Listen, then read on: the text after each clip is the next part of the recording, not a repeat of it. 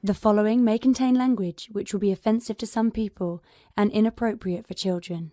The topics discussed may include drugs, alcohol, or be sexual in nature. This show is intended for mature audiences. Listener discretion is advised. I'm serious. It's dirty.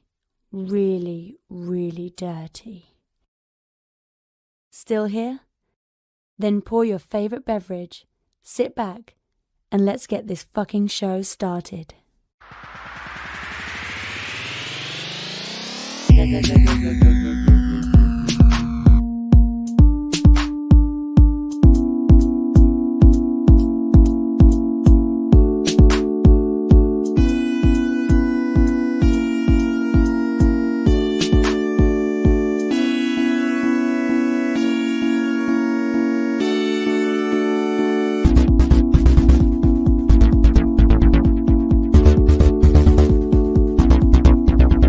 Fantastic Forum, assemble. You listen to Fantastic Forum, the premier show about comic books and your live weekly conversation about entertainment and geek culture. We are half of the Fantastic Forum, coming to you live and direct from Fantastic Forum Studios, Los Angeles. Hope you're having a wonderful morning, afternoon, evening, or night, as the case may be, depending on where you are in the world. And if you're not, you should stick with us. We'll help you take it up a notch. Like I said, you have half of the usual suspects in the building. First, he is our riddle. Inside of an enigma, trapped in Chinese finger cuffs. You don't know him. You love him anyway. He's our silent assassin, Jay. Hey, what's up? And as for myself, I'm Lawrence Young. They call me Mira Young. Welcome to Fantastic Forum. Shout out to Oz and to Moses Magnum.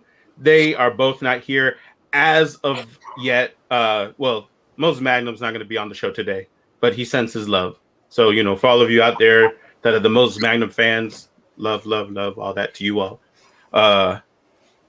As for the Oz fan, because Oz only has like one fan, right? It might be Mrs. Oz. And that's it. No, she hates our show. I don't think it's our show. I think it's just Mo specifically. But I don't know. I could be wrong. I don't know. Anyway, either way it goes, Oz should be here later on. So if you're looking for Oz, you want to get your daily or your weekly dose of Oz, it's coming. So fret not. In the meantime, we do have a great show for you today. We are finally, I feel like it's been a long time coming. We're going to be talking about Infinity Train in depth. Like, I know that we've scratched the surface of Infinity Train here and there. And, there was actually a point, I believe, where we actually did like review Infinity Train, but I don't know if, I feel like, I don't know how many of us actually watched it. I don't remember if it was like only like you and like one other person. I don't even know if that was me. Wow. I don't know, but I feel like, this is like a whole nother level, because I feel even Oz watched it. It seemed like, he was or at least in the process. I don't know if he watched this latest season. We'll have to find out when he gets here, but he said he watched the first 3 seasons, which is more than I thought he was going to do. By far. I was like, when you hit us up in our group production text, I didn't even realize that that's what he was talking about. Indeed. Right. I just didn't expect it from him. Right. I was happy to hear it. I agree. To him. I agree. So I'm hoping Oz will be here soon so he can talk about Infinity Train. We're going to go through books 1 through 4 and just talk about Infinity Train in its totality. So if you're listening right now, you're watching us and you want to join the conversation, please feel free to jump in and like talk to us about your thoughts on Infinity Train. Normally we would probably ask the intern to jump in right about here, but the intern's not here today. So true. Yeah, so it's okay. Like, if you want to jump in and get down on Fantastic Forum, there's a few different ways to do it. You can basically, if you're watching, of course, on YouTube. If you're watching on Twitch, you can just go ahead and hit us up in the chat. We'll take your comment directly out of chat and bring it into the show, such as insert random chat comment here, please, for me, Jay. Tiger Claw in chat says, "What's up, Fantastic Forum? What y'all think of the trailer for Marvel's Mortal Kombat? I mean, Shang-Chi." Oh Lord. Okay. We'll talk about that a little bit later. Look, Marvel's Mortal Kombat. Like, Do we not want to address that now? Listen. I don't know if you want to get me started on that. Like, we're trying to talk about Infinity Train, right? Like, like let's, Tiger Claw's attempt at comedy here. It's okay. I give you a C+ for effort. Anyway, here we go. So, yeah, we'll take your comments out of chat just like that, basically. Also, if you want to, says YT. Okay, I don't know. Oh, is that YouTube? Is that what that is? I don't know. I don't know what that. I'm not one of the cool kids. I don't know what that means. So I am also not one of the cool kids. Yeah, so you have to help us explain what that means, Norma, unless you want to, or be mysterious. Either or is fine, but we're happy that you're here. Also, if you want to call into the show, you know what? Norma might just be telling us that they're on YouTube. That could be that. Even though we can tell who's from YouTube, who's from Twitch, but you can always let us know if you want to. No problem there. But the fact of the matter is, if you want to actually call into the show, you can go ahead and go to fantasticforum.live and hit the call-in button, and you'll be brought into the studio. You can do that on camera if you want. You can use an avatar and just do your voice, whatever works. You know what I'm saying? Like, we're not here to tell you how it is to participate. Well, I guess that's not true. That's exactly what I'm doing. No, I'm telling you how to participate, but what level, how deep you want to go, whether you want to show your face, whether you just want to let us hear your voice, or whether you don't want to show your face or let us hear your voice and just want to go ahead and put your comment into chat. You can do whatever level you like. So, yeah, it's an interactive show. Come talk to us about Infinity Train. We hope that, you have some opinions on it, because that's what we're doing. Tiger Claw in chat says, "There's something about the title Infinity Train that strikes me funny. Hype train, Infinity Train." Okay. Listen. Now, I mean, I think that's straight up commentary from Tiger Claw. I don't think that he's trying to make a joke there. I could be wrong about that. But, I also believe it is commentary. I think it's commentary, right? And, it's interesting because I don't know that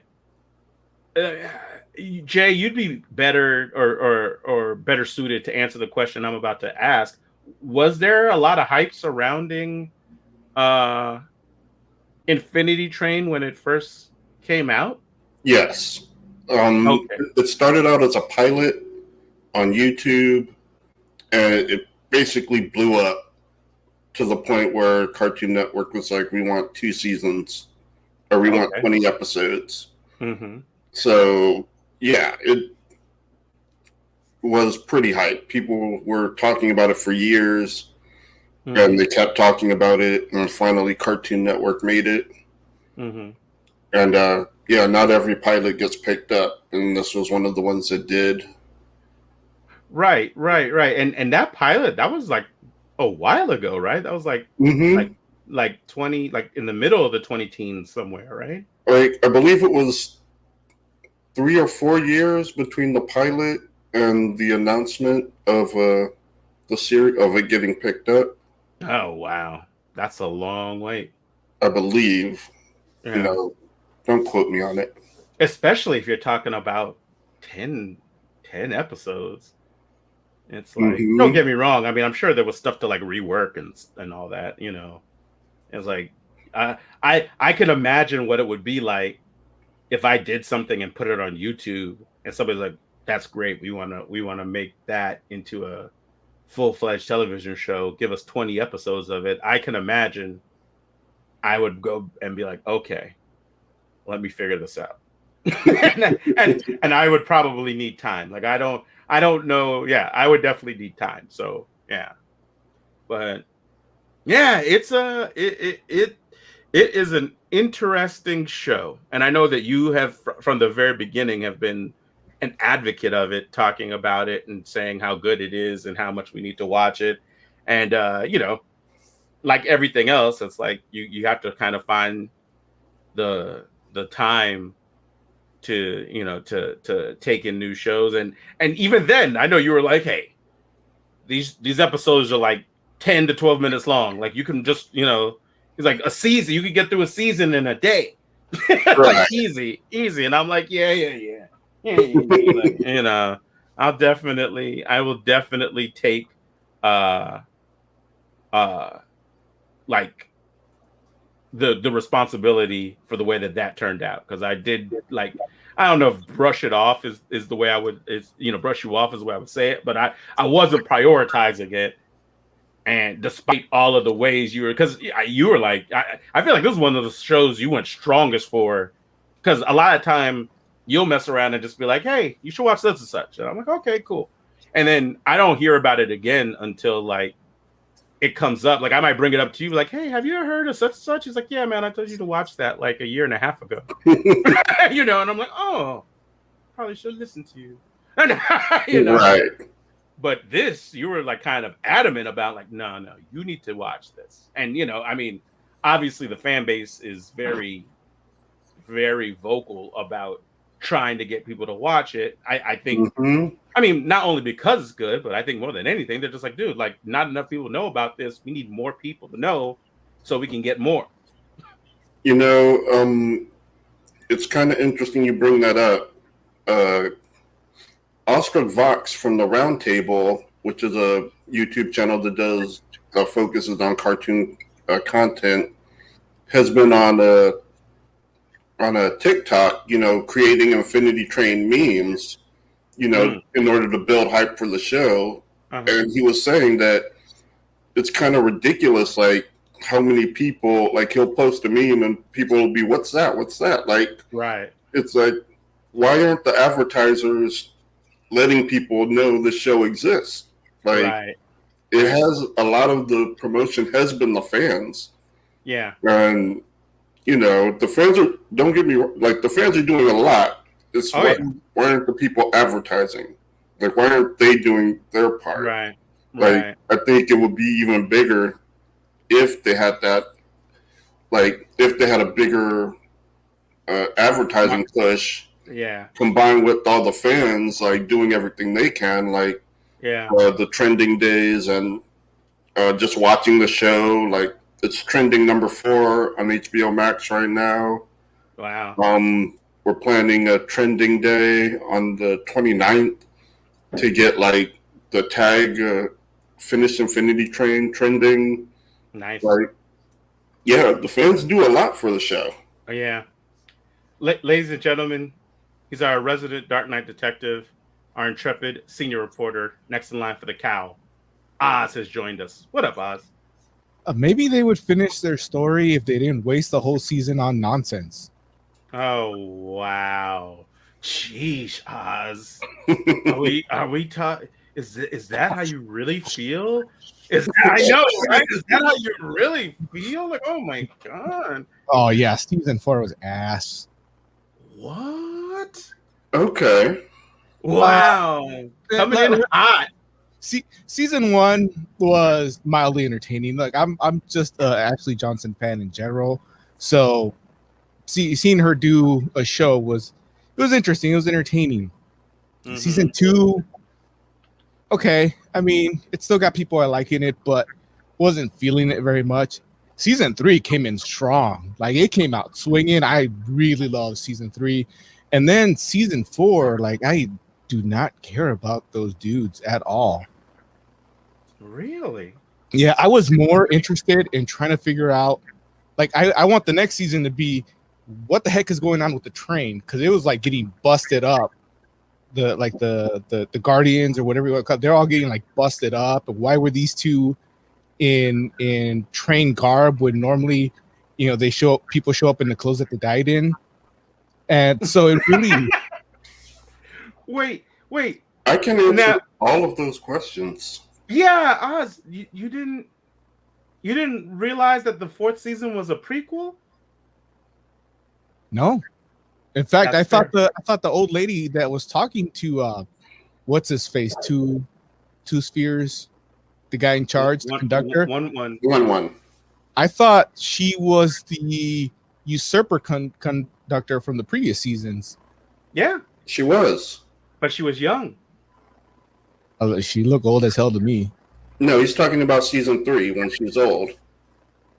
Oh, no, right. But in Yeah, season that's 4, the usurper. Yeah, but in season 4, in that first episode where she's like, "Wait, why are there 2 dudes now?" That's who I thought that was. Yeah, that's her. but young. Right, but I thought her like after the events of season 3, because now her numbers were coming down. So I thought that's why you didn't see her numbers all over her neck and stuff like that. No, the reason her number is low is because she hasn't taken over the train yet. She's season 4 is when she starts taking over the train and starts making changes. Okay, so that makes it a little bit better knowing that it's a prequel, but not a whole lot better. Because you hate dudes. Well, because now I know why it was malfunctioning, because the homegirl was about to take over. She was sowing her deceitful seeds to supplant the current conductor. But it's an interesting show about what happens when you die, and it's very well done. Now, I should point out to you, these people aren't dead. Yeah, no one's dead. Oh, they're totally dead. What? They're dead. They How died. can they be dead? They died. They're in purgatory, trying to figure out what they fucked up in life. Now, you saw in the first season when Tula made it out of the train, right? I saw her enter her personal heaven. So, Because all of a sudden, she's in a happy family when she died, and then them parents weren't all that nice. Now they're all perfect. Come on, she was in her personal heaven. So I'm gonna go ahead and say no. They're not dead. They're very much alive. They show up in coffins. Right?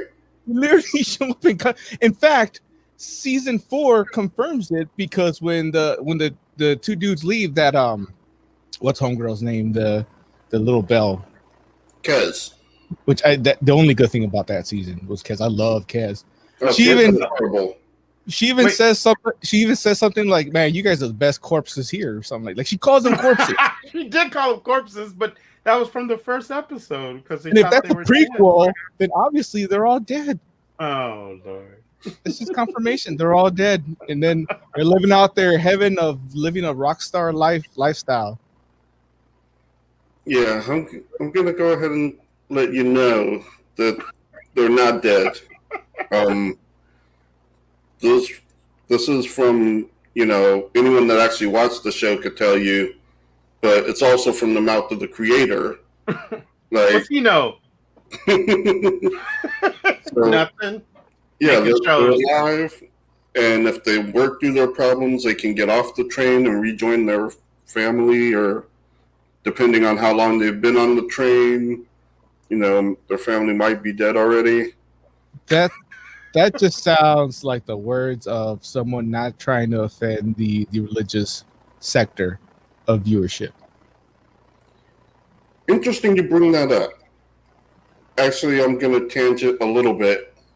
Good. Go for it. One of the things that people were asking the creator, like one of the executives, was asking them, well, when they get off the train, they go back to when they left and no time has passed and everything goes from there, right?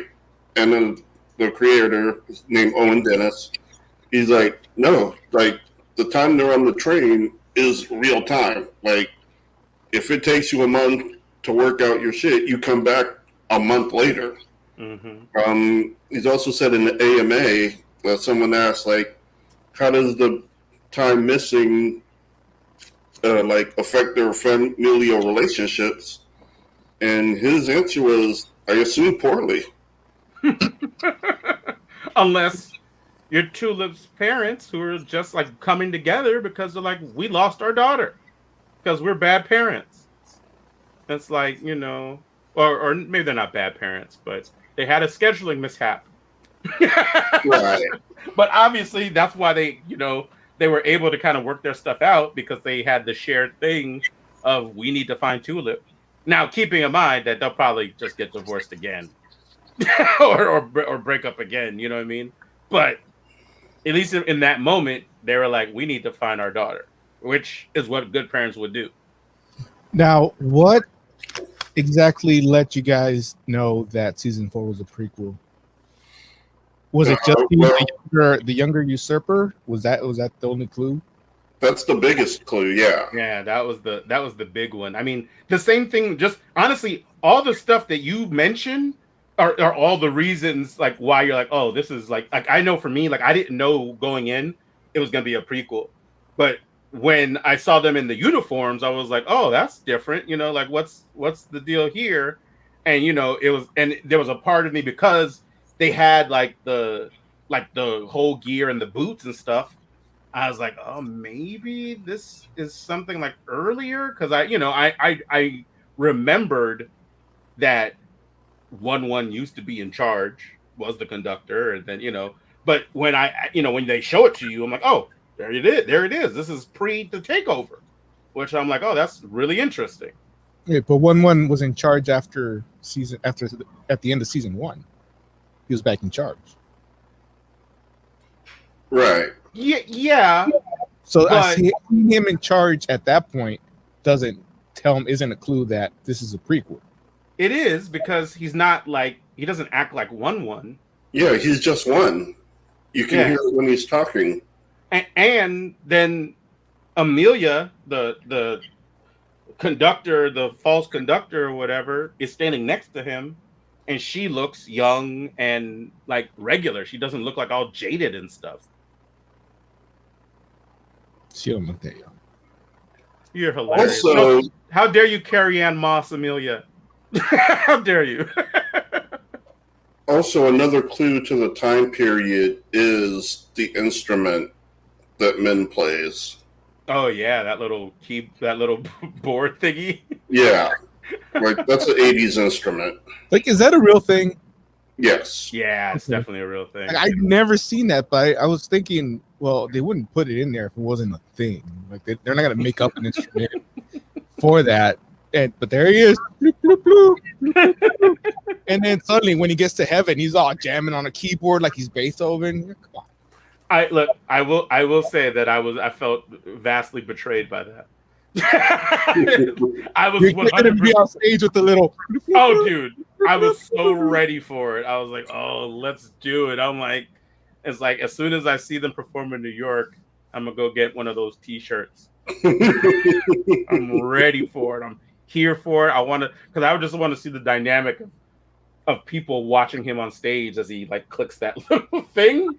Like, and I just want to be like, are they going to be into that? Like, I'm just because from the moment I saw it, like when I saw him as a kid, I was like, oh, that's a strange little thing, but I get it. Like, that's what little kids do, right? They're like, oh, you're going to do your little show and we're all going to ignore it, kind of, even though I always try to pay attention. But, little kid shows are not good. They're not good. And so, and nor should they be, unless you have like some sort of savant or something, I guess, right? So I was like, okay, fine.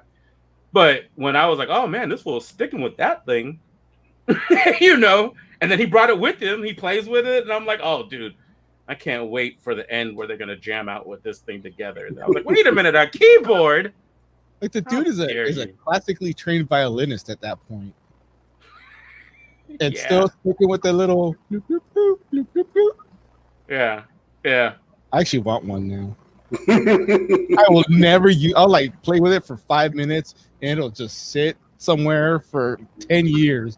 But I want to know that it's there. I want to walk by it, and every once in a while, you know what? Is the battery dead? Bloop, bloop, bloop, bloop. Oh, and I hope it has a button like the old Casio keyboards where you hit it and it starts playing a song, and they're trying to tap along to it. What's that called? I'm going on eBay right now. F this connection. so Oz, man, I'm interested just because, you know, like obviously we know like Jay is like our eclectic guy, right? And Jay gives a lot of different things, like wide like berth and gives things a very solid chance to kind of before he like judges whether it's like something that he should like keep going with or should like be like, okay, this is not worth my time anymore. You know, like he gives a lot of stuff a lot of chances. And then for me, you know, because I have respect for Jay's taste, and because Jay knows me well enough that he's like, you know, there's some things that Jay suggests I watch. There are other things that Jay likes and he watches and he doesn't suggest to me because he's like, you know, Lawrence isn't gonna like that. So why am I even gonna suggest it? Like, you know, like unless he wants to talk about it for the show. Every now and then something for the show, he's like, hey, you're gonna watch it anyway because we're talking about it. Like, okay, got it. But you know, so I give it a lot, you know, like I give it latitude as well because it's like, well, Jay told me to watch it, so I'm gonna watch it. But for you, which, you know, we're doing this for the show, I'm really interested to hear like what was your initial like thought, like just going into this, like because I don't think, even though we had talked about it, I'm sure you probably didn't really remember much about Infinity Train when you started watching it. Like going to season 1, can you remember what some of your like initial thoughts were when you were like, you know, you have this little girl Tulip that is trying to get to video game camp and her parents are divorced and she gets on this train. Like what was your thought about like the show, even though it's like, again, they're short episodes, but still it's like you're sitting there and you're watching it. What were you thinking? What was going through your head? I watched season 1 to 3 in 2 days. Okay. In random breaks at work. Because Okay. I thought we were going to talk about it that Wednesday, and then we didn't. And that was last week where Jay said, well, you have to be caught up for next week. Mm-hmm. And so then I did watch season 4 in like a little bit over my lunch break. Okay. So I saw it all together. Okay. And you know, the first season, like I said, it's an interesting concept. I like that this girl was kind of learning lessons through puzzles and like wacky adventures, all in a confined space. Mm-hmm.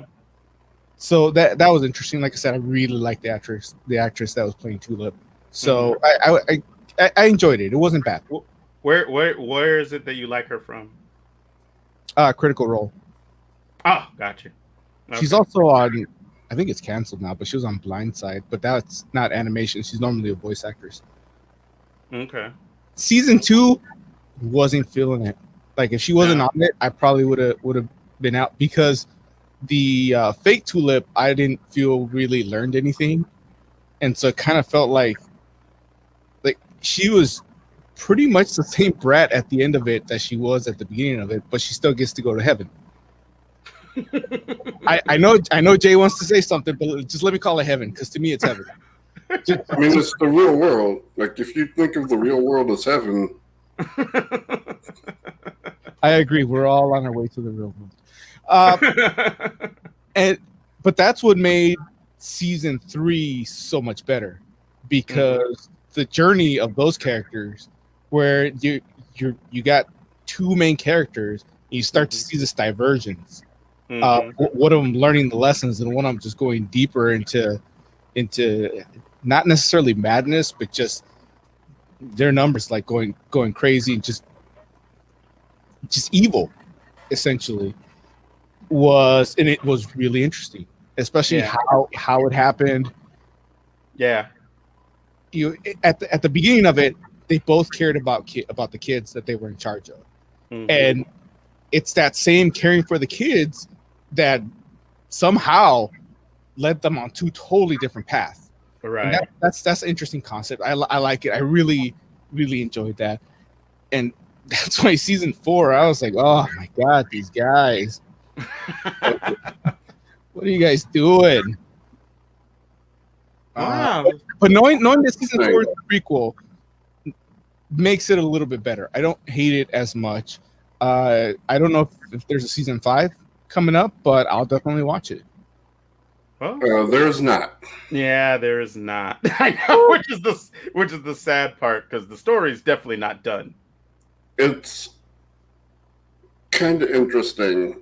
It's like, so far, the one common thread has been Amelia. Or, actually, no, she's not in book 2. But you see Amelia in book 1, in book 3, in book 4, like following her story and watching how she affects the train and her working through her shit and seeing how she rose, like basically came into power, is pretty interesting.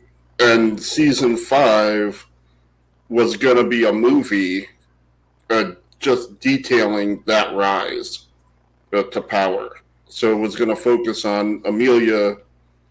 She was going to be the star, and it was going to focus on her rise to being conductor and basically what she was doing as conductor.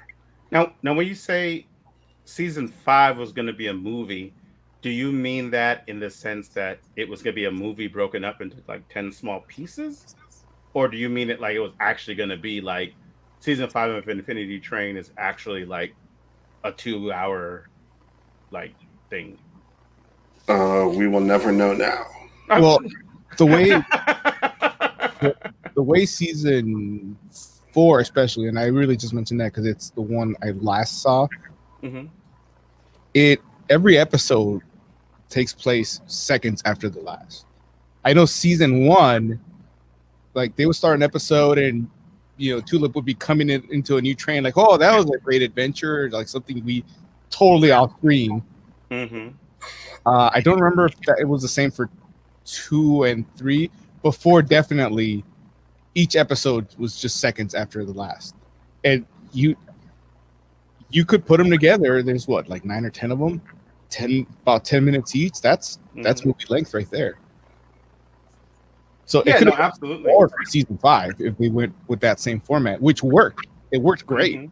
I never, even though I watched it episodically, it never like it could have been a movie and I would have felt the same about it.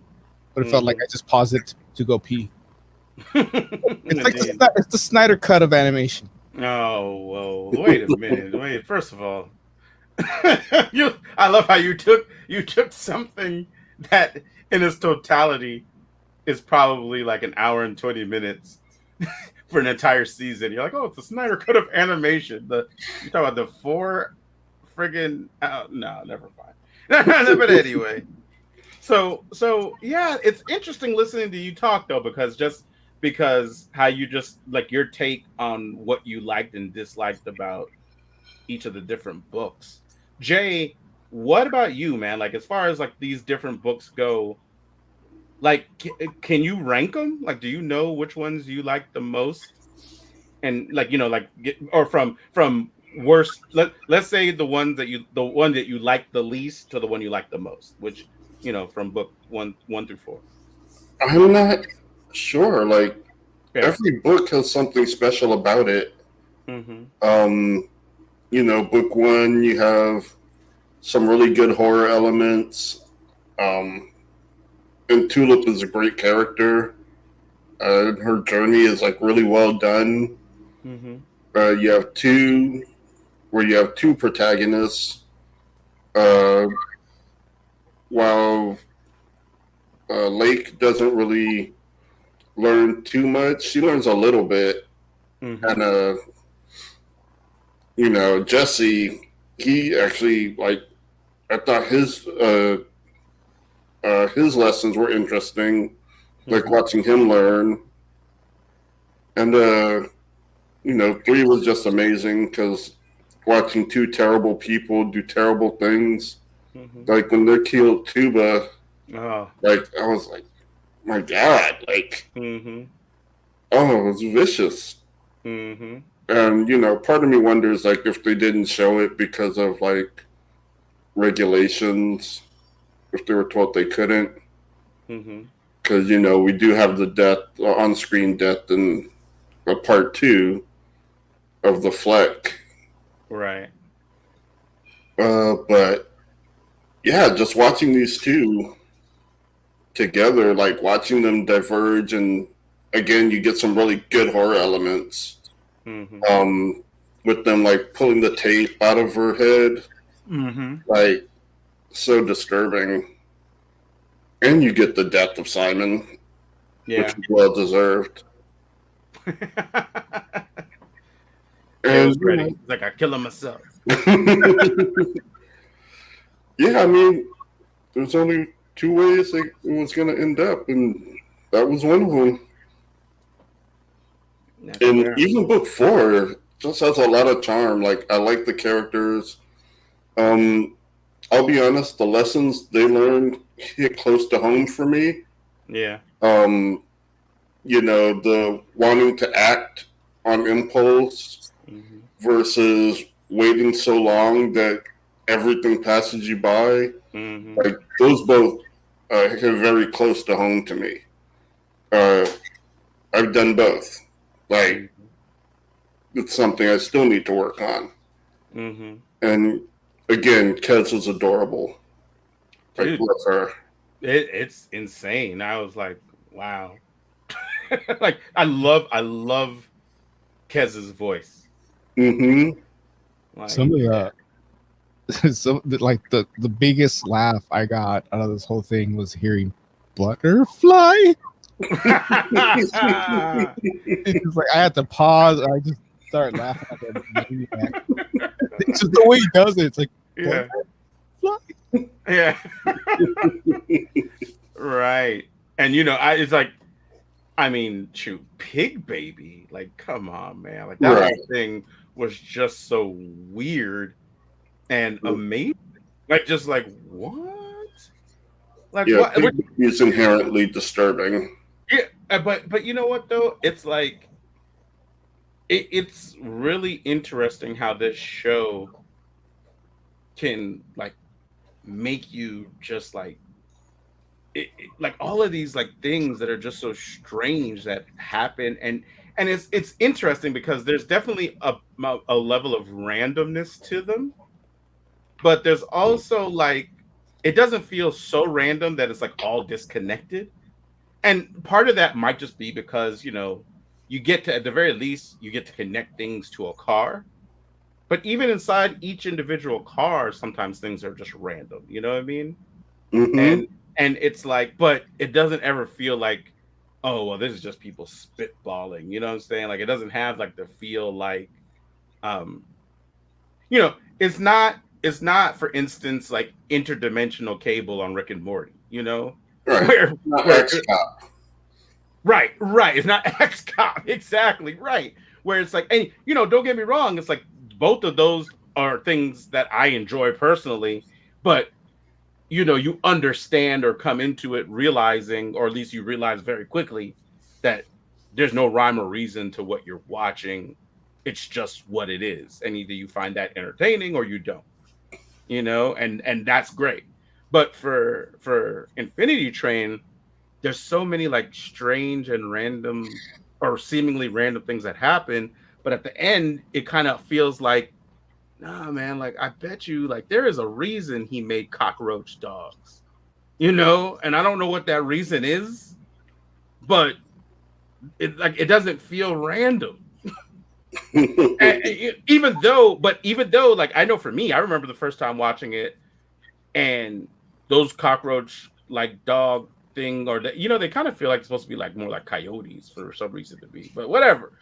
The 4-legged cockroach thingies, when they come out of the ground, it's just like, dude, like what the, like what is going on, and of course, it's like you don't really get like an explanation, but it feels like they belong in that world, like wherever the train goes through, like that it feels like they belong there. Right. I think season 4 did a better job of that, because that whole season, every car they went into, what's her name, Kez? Yeah. Kez has like just gone through it, and like everybody knows who she is. Like they're looking for her. Right. So it kind of gives you a connection. Like it connects all the cars together. Yeah, I know, definitely. Like Kez is the through line. I mean, throughout the whole season. And but it's interesting though, because I mean, I know for you, as you said, you're like, I don't, who are these guys? Why do I care? And I had the exact opposite thought process where I was like, dude, I love these two dudes. Like, like I feel like in my mind, I was thinking like every time I watch Infinity Train and I watch the next season, I'm like, or at least in my experience has been, I watched season 1 and I was like, wow, that was great.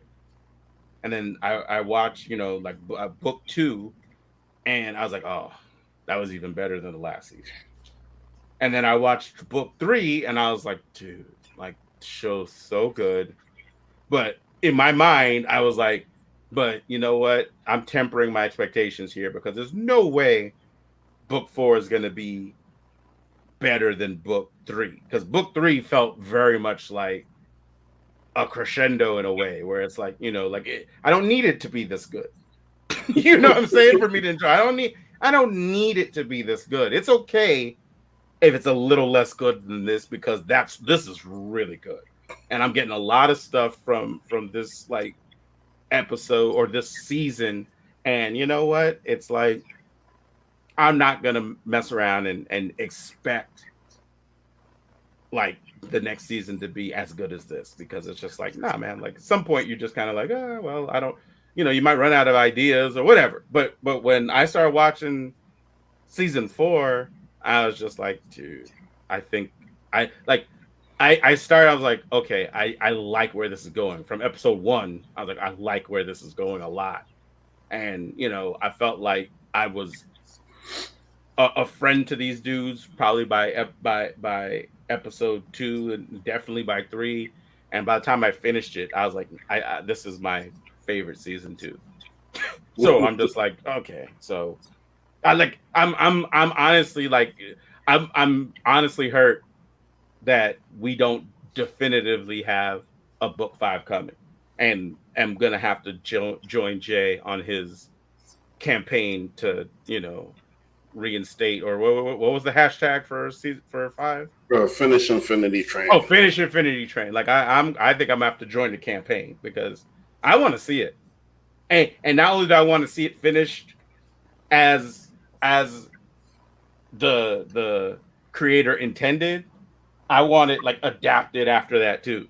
So I'm just like, I don't know how many.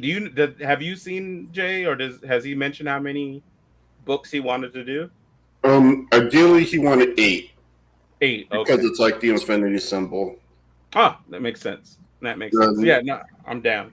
He has his themes planned out. Mm-hmm. Yeah, like he has an 8-season plan. Mm-hmm. And, yeah, I mean, go ahead. Oh, yeah, he said he definitely, or he said he could do more, but his plan was like 8 seasons, and just to stop there. Like that's the goal for him, to get 8 seasons. No, like let's make that happen. 8 seasons, knock that out, and then after that, just adapt. Let's make some comics. Let's make live action. Let's do that, because it's like, yeah, it's good stuff, man. I did read somewhere, like I knew that obviously like the story for Amelia isn't done, and like or I shouldn't say we haven't gotten the full story on Amelia, so I know that there's that to do. Like you just you watch the thing, the show, and that okay, there's more story there if they want to tell it. Mm-hmm. I did read somewhere that that he wanted to tell more story about Hazel as well. Yeah, one of the seasons was going to be like a Hazel Amelia season. Just exploring their relationship. Right. Which would make sense like after season 3. Yeah. Mm-hmm. And that's definitely worth like that. Just sounds super interesting to me. Yeah. Yeah. And one of the things too I want to say that I actually find the train and the lore and the world like really interesting. And so I like the characters from season book 4, Mhm. but the most interesting thing to me was that they were like on at the same time, got the Yeah. same number, Yeah. watching how that worked. Yeah. I thought that was interesting. Mhm. Plus, we have Amelia in the background fucking with the train, like Mhm. which Amelia is just an interesting character. Her story is really interesting. So Mhm. anytime we get her more about her, Mhm. like I'm kind of all in. Right. And so like that just made season 4 like great to me. Like Yeah. watching this shit with the train, watching some of the normal conventions come up. Like there's Amelia's idea that let them keep their clothes and their belongings. Right. Um, yeah, just her starting to take over, Mhm. which is amazing. I mean, it's kind of a gut punch too when you realize that season 5 was going to be all about her. Right. No, It's I like, agree. I want this to continue. Like, Mhm.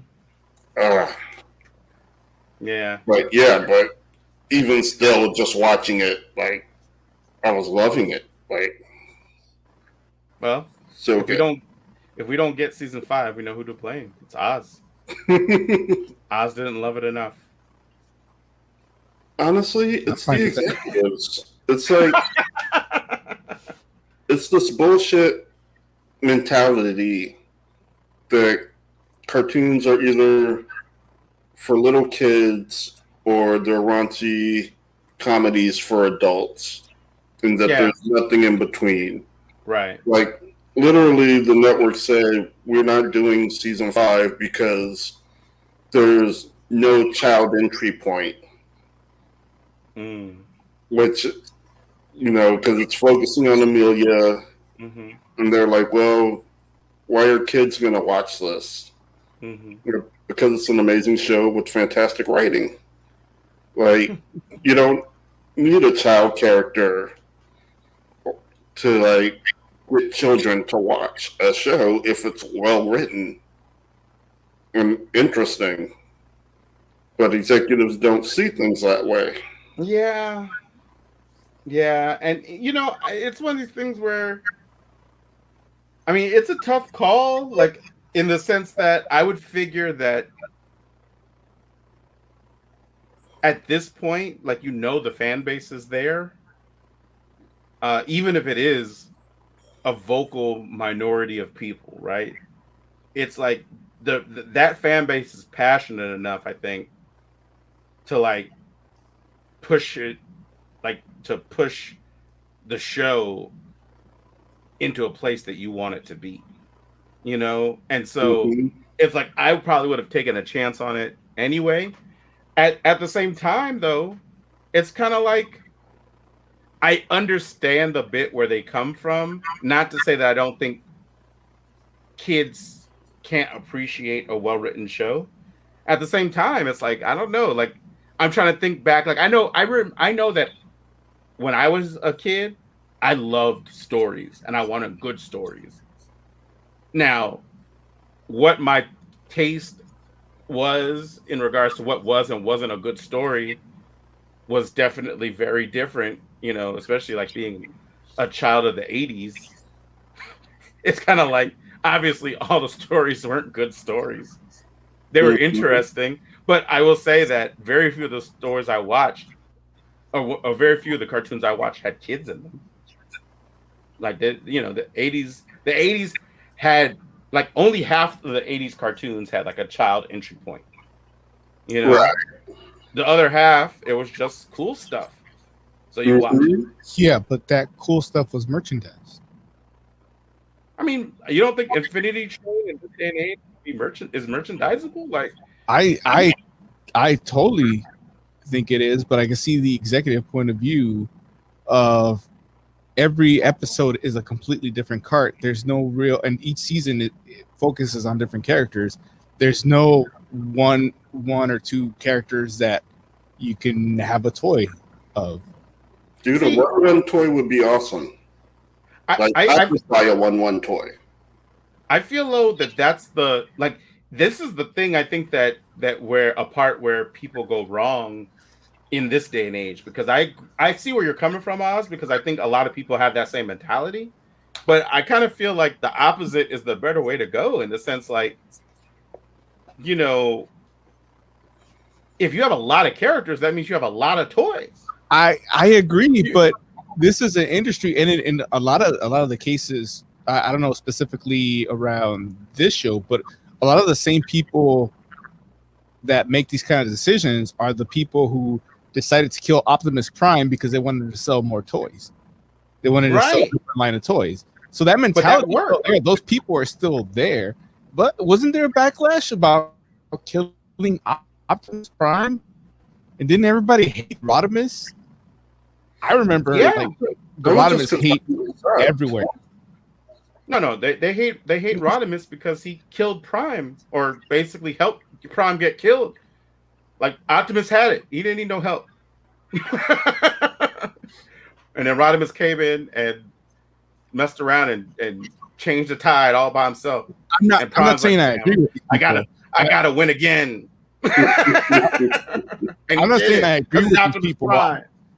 I agree more with Jay's point of view that there are some merchandising opportunities, and it's silly that mentality is still out there. I mean, the stories are so good in this show that there's an amazing story focused on a cart that just has a frog in it that says "Pick me." Right. It was brilliant. Like, that's the whole cart. There's nothing else around it. Yeah, and they made it interesting. Mm-hmm. And on top of that, you have each cart has all these different characters, which look like they were all the living creatures in each cart could come right out of a Disney cartoon. Yeah, I mean, they're cute, they're quirky, except for Baby Pig. I get, which, even Baby Pig could probably be a toy.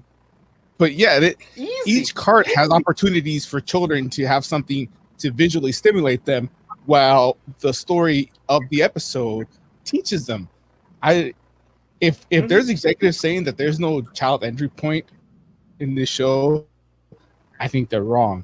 Now, I'd like to see what the plan was for season 5, because if it broke from that initial concept of each cart being a certain way, then maybe, because like you guys said, it's going to focus more on Amelia, but I think it's going to be Amelia going through each cart herself.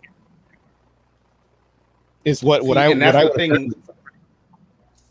Well, from what Jay was saying, it was going to be Amelia's like rise to power in regards to like taking over the train, which, if that is what it is, then yeah, I mean, she might go through some of the carts, but she's not going to be going through it in the same way like how a passenger would. She's going to be a lot more, like in the know, one. And also, two, I think that they were saying like, well, she's a grown woman, and at the end of the day, she's not really trying to work through her issues. She's, she might, maybe wrestle with them a little bit, but at the end of the day, we know that she's not going to work through her issues and leave the train. So I think they're like, well, are kids going to be like into this? But I think that if the kids have gotten through these first 4 books, I think at this point they're going to be like, yeah, like, I want to know about her too. She's the most interesting adult they know. And I will tell you, man, like, toy-wise, at this point, it's like I would buy a Cockroach Coyote toy. I would get the Figma. I'd get the Pop. I'd get all that. I was thinking you sell train cars, and each one you open the top and it's a little diorama. Oh, dude, Oz, man. Listen, Stop it with these good ideas, dude. Come on, They man. can't. What? They just come to I me. didn't even think. I didn't even think about all up on me. being able to buy train cars. Jesus. And look, and if they could connect, oh, dude, that my whole house would be filled with this crap. I would definitely buy the cat's car. It would just be so cool to have that, and it could open up, and you just look down into it and see it, and you're like, oh, Yeah, you It's can like- open it and it's like a snow globe, you know. and But- it's just like it's so imaginative, just the idea of like all these different cars they just make up, you know. It's wild, man. It's a shame if we don't get any more. Like I can't even imagine. Is this gonna be one of these things that like somebody's just gonna be like, oh, hey, I remember this one from when I was a kid, and then like make a movie about it, and all of a sudden it's like popular again, like 25 years from now. Is that what's Owen gonna is happen? kind of holding out. Like that is one of Owen's backup plans, is to like wait 15 years and then try to hit on the nostalgia factor to Yeah. finish the series. Yeah, listen.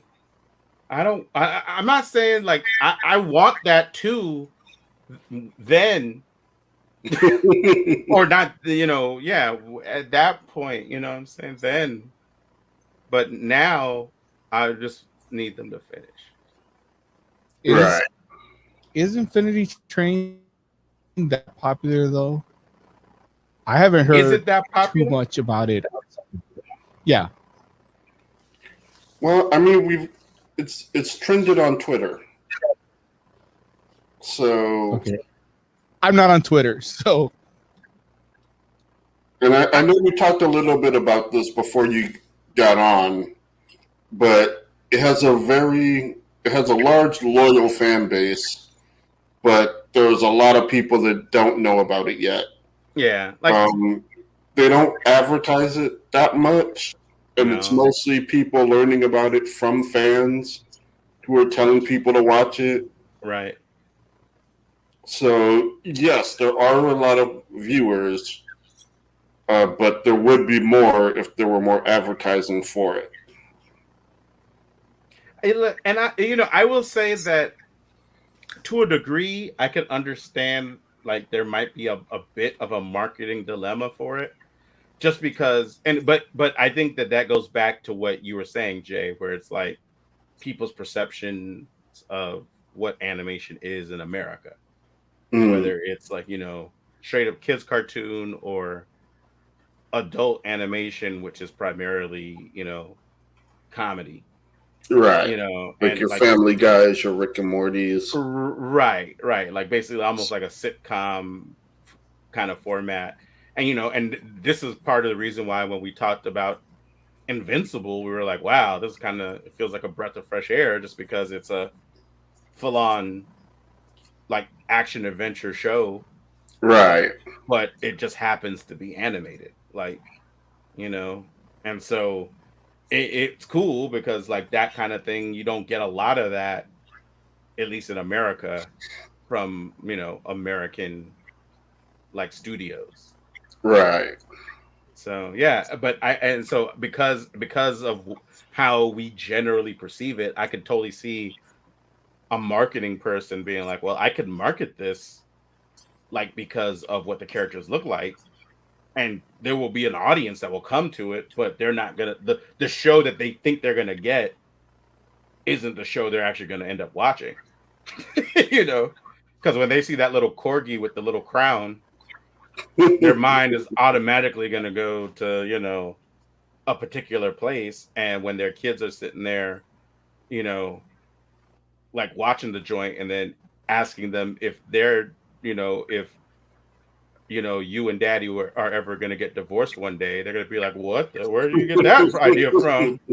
And when they're like, well, Infinity Train told me that sometimes things don't work out, they're going to be like that's when you really going to see trending on Twitter. Hashtag cancel Infinity Train. It's like, it's already canceled, lady. It's already canceled. Get out of here. So I don't know, man. It's like, it's tough. Like it's tough. Like it's a tough spot, and it's unfortunate because it's really just it's a cultural thing. Mm-hmm. But yeah, I wish it could be. I wish it could be different. Like I wish, like this show deserves a much wider audience. Right. So Yeah, it's kind of interesting that Emilia's really the only adult that we've seen, mhm. aside from the corpse that they hijack his coffin. For a show that has no entry point for kids, there's only really been one adult character. Yeah, no, well, but I Well, think. Go ahead, Jay. I'm not sure if they count or not, Grace and Simon, but they are 18. I mean, they're still teens, Yeah, I and guess you're right. the way they grew up, I mean, they're definitely mentally stunted. Like they're So true. mentally, they're not adults. They No. are not adults. They're preteen at best. Yeah. Yeah, it's true. It's true. Um, I wanted to ask, is that supposed to be Grace at the end of this last season? Um, was it supposed to be her? Asking about the cassette. Yeah. I'm not sure. I'm gonna say no. Okay. Grace No, I mean, is. it probably doesn't line up timeline wise. But at the same time, I know. Right, definitely- because that's in the past. Grace is still on the train when Amelia's old. So that can't be her. Okay. Okay. Yeah. She just kind of had like a little bit of her aesthetic, I feel, but it doesn't make sense because yeah, timeline wise it doesn't. But it's interesting because it felt like that character was like significant somehow. And maybe it's just a future significance, not a past one. Right. I really thought it was just somebody asking them for merchandise, which was part of their dream to put out albums. Right. Right. Yeah, man. What's the It could have been, but it's just the way the camera hangs on her. Like it does feel like she may have some importance. right. We just don't know what it is. I don't. I think Lawrence is just making her Mephisto. That's it. She's definitely like because if you look at friggin' Ryan's forehead, you can totally see that the little girl's like outfit is in his hairline.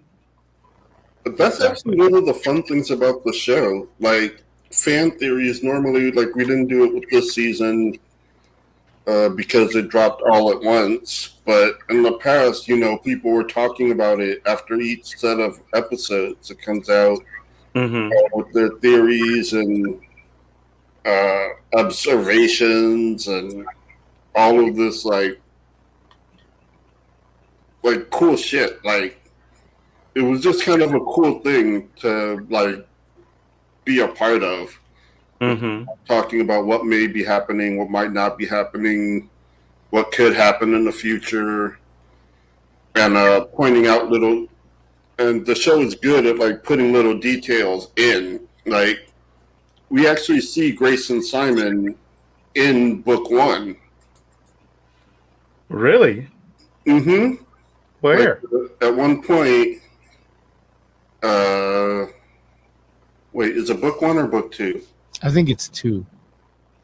Okay, yeah, No. see them in book 2. No, I know we see him in book 2. Okay. Or at least I remember like because weren't they weren't they a big part of book 2? No, Or at least an episode? you're right. They were in book 2, in an episode of book 2. So that we see them in book 1. When Okay. Tulip is in the conductor's, or in one of the train cars, she's looking at other passengers that are on board, and Grace and Simon are there. Like, it shows Grace and Simon as passengers. Okay, so you don't actually Really? see the character talking. You just they're like See on the screen. pictures of the characters. Oh, that's interesting. Oh, that's cool. I have to go check that out. Which makes sense because season 2, I guess you guys are calling it book 2, starts right after Tulip leaves, and that character runs into them. Right. Mm-hmm. Right. Yeah. I did also, another thing that was interesting was I read an interview with the creator, and he had the initial. It's Owen, you said, right? Yeah. His initial thought was to go the lost route. I'm sorry, like the heroes route, which like each book or each season would be a different protagonist, and he opted to.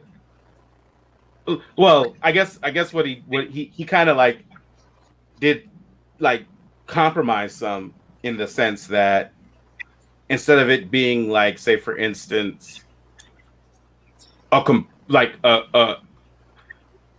totally unrelated protagonist for the next season, he decided to tell, the season or book 2 was Lake, which is not Tulip, obviously, but for all intents and purposes, as far as like, you know who the character is. The character looks like Tulip. The voice actress is the same voice actress. So you have like that kind of familiarity, and then again with book 3, decided to go with Grace, and oh man, what's my man's name again? Simon. Go with Grace and Simon, who, again, are definitely, they're not by any means Tulip or a reflection thereof Tulip, as in Lake, but it's characters that we've seen before. And so it's like, again, you kind of have like a bit of the familiarity because you're like, okay, I remember them from the last book, and it's like, it's interesting how, one, I mean, I like how he chose to handle it, because he was like, okay, well, I want different protagonists in each book, but I'm trying not to, not alienate the audience, but that at the same time, it's interesting, the idea that, audiences are super caught up on I don't know if it's familiarity or, I don't know. I guess for me, I kind of feel like if a show is good, I would have faith in the idea that the next season is going to be good, even if it is a different character. But I know but apparently there's a lot of people that aren't on that tip. All right, I'm totally down with that. Yeah, but you're not normal, Jay. I think you would be surprised. Lawrence, I think you would be surprised because American Horror Story does that, and it's huge.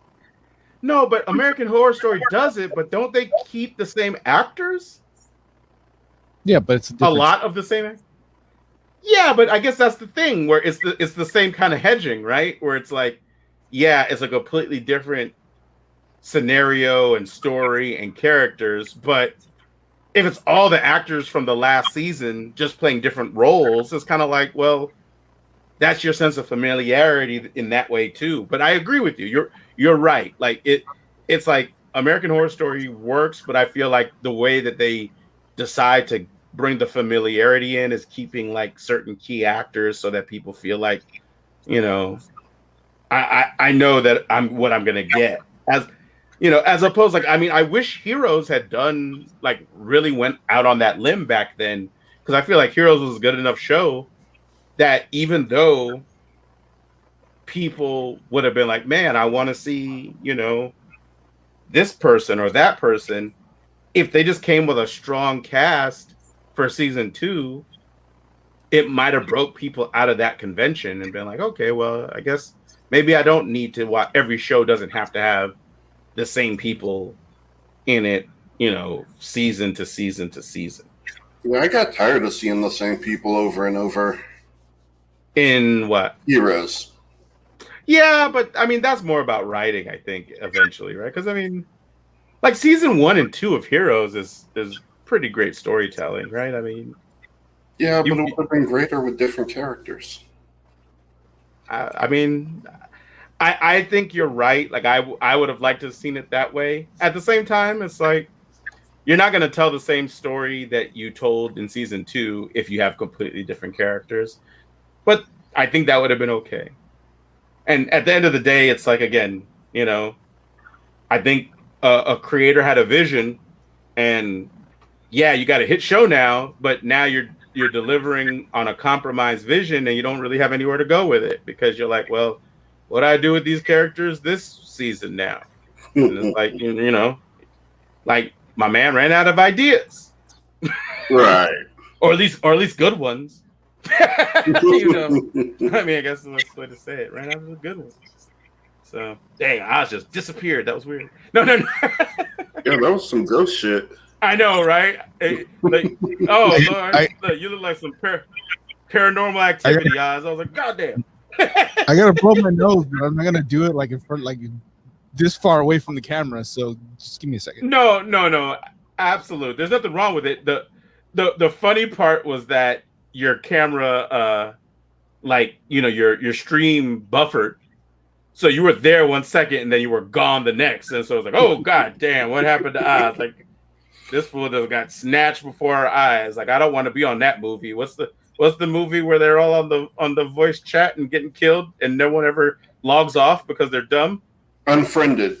There you go. Right. What's that all about? Like, They can't log off. Why can't they? Because the ghost won't let them. What does that even mean? They try to disconnect, but they can't. Why can't they walk away? Are they? Because they were threatened. Like they would say, if you leave, we're going to kill this guy. And they're like, well, I don't want that guy to die.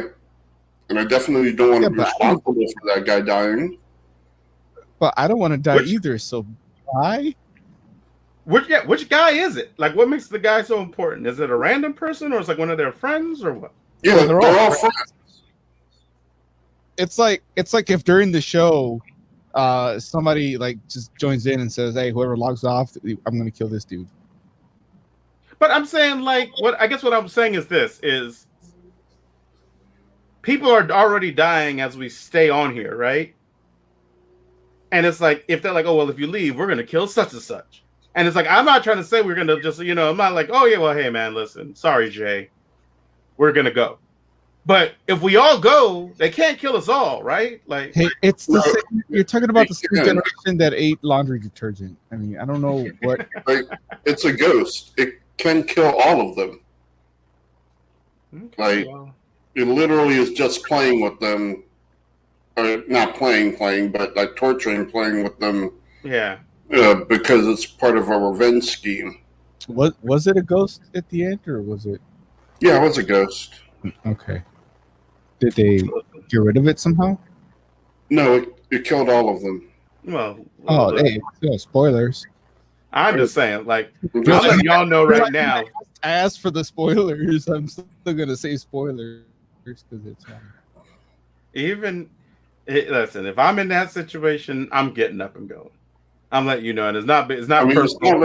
It's not going to let you go. Like it can lock your door. Getting up and going. I mean, I got airplane mode. I'm just saying. Listen, right? I got windows.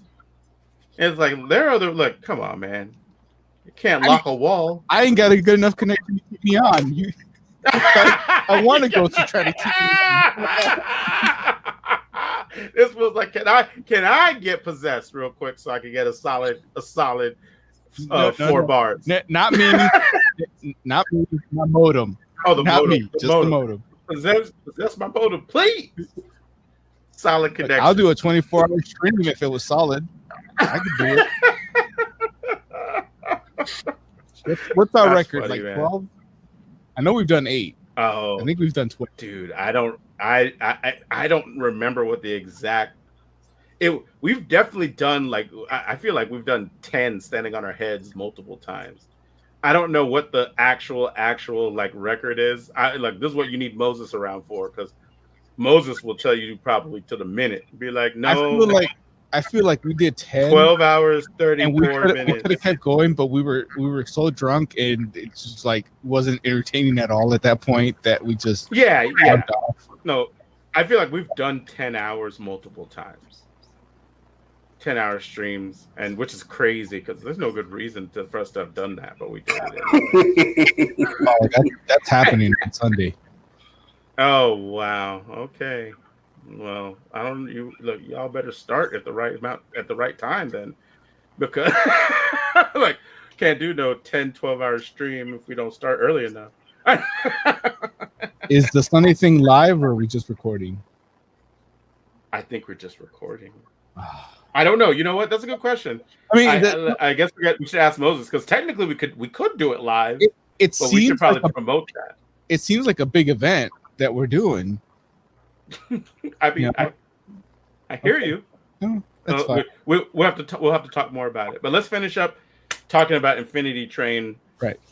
Before we get too far off on a tangent. And I don't know what I will say that is there anything specific that either of you want to like mention or talk about before we I guess get to a point where we're actually talking about like ratings and whatnot? Specific. I'm not sure. Yeah, I mean, we've talked about a lot of different aspects of each of the different seasons. Honestly, it's like, and I don't know if it's a thing where if we want to actually like rate each book, but we can, or we can just give the series an overall rating, each of us overall rating. But that's the same number for me. It's the same number for you either way. Got it. Yeah. Okay. That's fair. Like, I have a clue of what Jay's probably going to say. It's like Jay's definitely like 2.5. Not impressed. Not impressed. Yeah. Okay. Well, dude, if that's the case, then no. Let's get to it. So, Oz, I am interested. Like, we don't have to do this for everybody, but Oz, I do want to hear what you're like. How would you rate the individual books or the individual seasons? Like season 1, what would you rate? Like what? How many? Like what am I gonna go with? How many train cars out of 5 would you give season 1? You're right. Mo is better at that. How dare you, sir? Look, how many 1-1s out of 5? How many homicidal conductors out of how many slivers out of where's Moses? No. What would you give season 1 out of 5, Oz? Season 1, 4. Okay. Season 2. Season 2, book 2. 3.5. Okay. Book 3? 4. 4.5. 4.5. 4.5. Okay. And then book 4. Between 2.5 and 3. I was gonna say 2.5 until you guys told me it was a prequel. Bumped it up a little bit, but yeah, it still is what it is. Kes saved that season for me. What was that fool's name? Is it Virgil? The bouncer? Is that his name? I don't think he talked. He didn't talk, but they said his name. The spacesuit, which was I found that hilarious because they through like a couple episodes, you learn more and more about this dude, even though he doesn't ever say anything. And just random characters like, yeah, man, he got a family of 14. He's trying to provide for. I'm like, what? Family of 14? Somebody said his name. I'm like, how did they know what that fool's name is? So funny, man. Like, yeah. Anyway, so okay, and so the same trick, and he's like, "Aw." Yeah. so, and then overall as a series, Oz, what would you rate? I mean, that's an average of about 4. Yeah, I would say so. It's like, so overall, you enjoyed the show.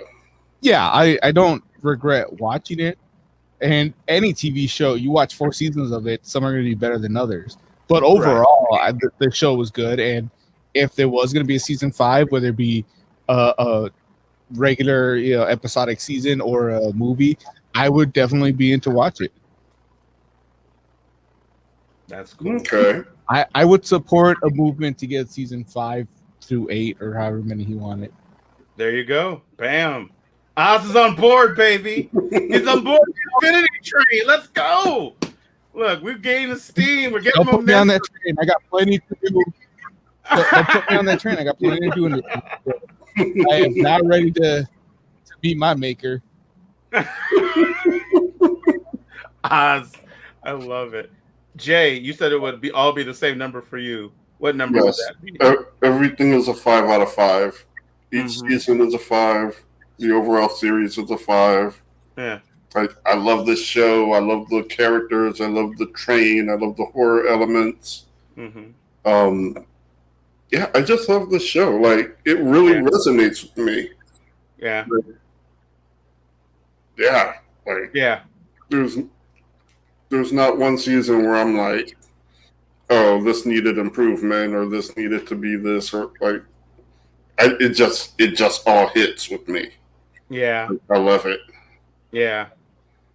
No, it's great. And I definitely am of a similar mindset in the sense that, maybe I would have given the first season like a 4.75, maybe, and then season 2, I would have given like a 5 or 3. I would give like 5. Season 4, I would give like 5++. And then for the series, like, I would 5. even say 8 seasons for the series. I would even say, if anybody out there, if you've got kids and you're looking for something to watch with your kids, yeah, I think this works. I agree. Something that you as an adult will enjoy, and your kids, I think, would enjoy it. Like you said, there's a corgi with a crown in it, and the characters learn important life lessons that I could see being valuable for any child. So it's a show that I would recommend. If somebody asked me for a cartoon that for their kids, I would say Infinity Train, because they can watch it. You can watch it with them. Enjoy some bonding time. They'll learn something. A fun time will be had by all. And each episode's less than 15 minutes, so it'll hold your kids. Right? Yeah. But I will say the only caveat I put on that is, if you got one of those kids that's like a curious one, they're gonna have questions. So just be ready for these questions. Like, they're not gonna be light questions probably either. Like, you don't get some, like, I'm not saying every episode, because I don't think that's the case. But I feel like by the time you get to the end of the season, you have a curious kid, or a kid that's like, just like like a smart kid that just asks questions. It's like they're gonna have some for you by the end. There's one episode in season 2 where Homeboy asks Lake, because Lake is a reflection, is a mirror reflection, and he asked her, so what happens when a person dies? And like that episode gets like deep and philosophical. I was like, but it's done so innocently. Like, she's just like, oh well, this is just what happens. Either this or this, and blah blah blah. But I'm watching it like, whoa, that's deep. It is right there, and it's a person that wasn't. I guess technically she was alive the whole time, right? Like, she was conscious. She was a reflection. So yeah, surrounded by cute things. So it's got some. It's got some. Which is why I would say, if you got kids, I definitely would recommend it. Right. Oh, that's good stuff, man. If you don't have kids, it's a fun ride anyway. So check it out. Cool. All right.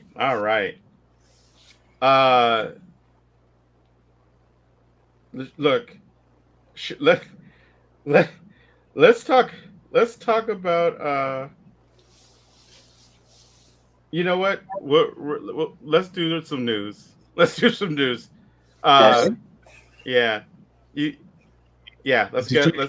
music. Huh? Uh-oh. What Did you guys say? play that video that we're... Oh, no. I forgot about that. Damn it. Wait a minute. Well, Mo can thank my bladder for reminding me. Yeah, absolutely. Hold on. You all speak amongst yourselves. Speak. What? No, we're not going to speak amongst ourselves. We're going to stare at you waitingly. Expectantly. Wait, so speak amongst ourselves? Let's see. No. I'm saying let's stare at Lawrence until he gets... I was like, what kind of beer is Oz drinking that he said waitingly? So since season 5, storyboard, screen cap things, production art was shown, and it looked pretty interesting, but I think one of the ones I thought was most interesting is there is a frame of Amelia breaking one in half, like literally creating one. That sounds awesome. Yeah. Like, that's just another thing we're not going to get. Well, damn, Jay. Remember when you used to like awesome things? Are we ever planning to get into Final Space? Yeah, didn't we do Final Space? Yeah, we did. You might not have been. That might have been one of the weeks that you weren't on. Yeah, I just remember being yelled at for not watching Final Space. Did you watch it? Well, yeah. Are you caught up? Yeah. Are you, Lawrence? No, because oh my God, see. So we can't even talk about it without spoiling it for you. Because it didn't. Oh wait, I'm sorry. When we did the thing where we weren't at the final episode. That was the beginning of the new season, right? Right. Yeah, no, I'm not. Are you caught up? You say you're caught up, Oz? Yeah. Oh, okay. I'm also caught up. Dude, we had the next episode. Bombshell of information. Oh, yeah. No that we can't spoil, but man, you talk about one of those things that changes everything. Mm-hmm. It's like, man. The last episode was the one with the black hole, right? Yeah. Okay, I'm caught up. I don't know what day they come out, so like an episode could have come out today and I wouldn't know. I believe they come out Saturdays. Okay. But don't quote me on that. I tweeted it and attributed it to you, the quote to you. So I don't know what to tell you, man. You told me too late.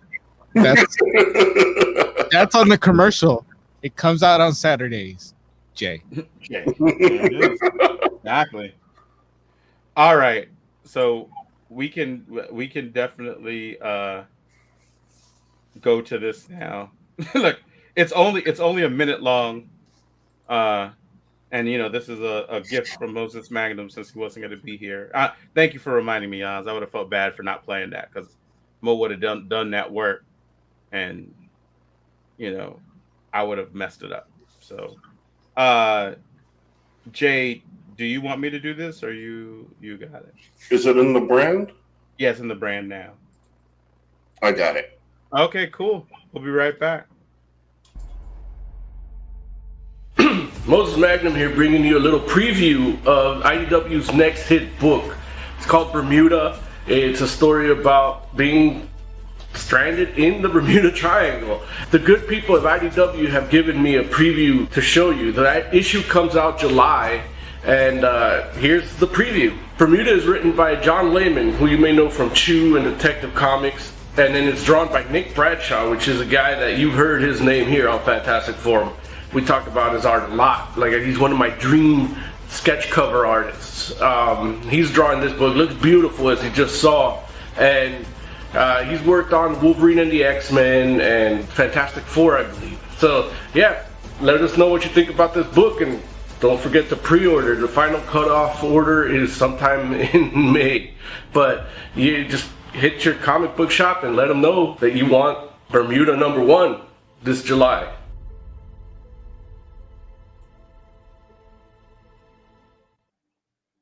That's actually really well done for Moses Magnum. Yeah, we need those every week. As opposed to Moses, I agree. No, like, it's a good little commercial break. Like, yeah, it is. You're right. That's what the Moses Magnum Heavy Metal Minute was. Yeah, in its infancy. right. Yes. But no, I mean, I think like it is a cool thing to do, and it was like, yeah, like Mo did a great job. I like the music and everything. So okay, let's get to some news. You got news music for us, Oz? Was I supposed to? Well, no, you not necessarily, but you might. Like, you're the only one I think that actually has it on their computer. But if not,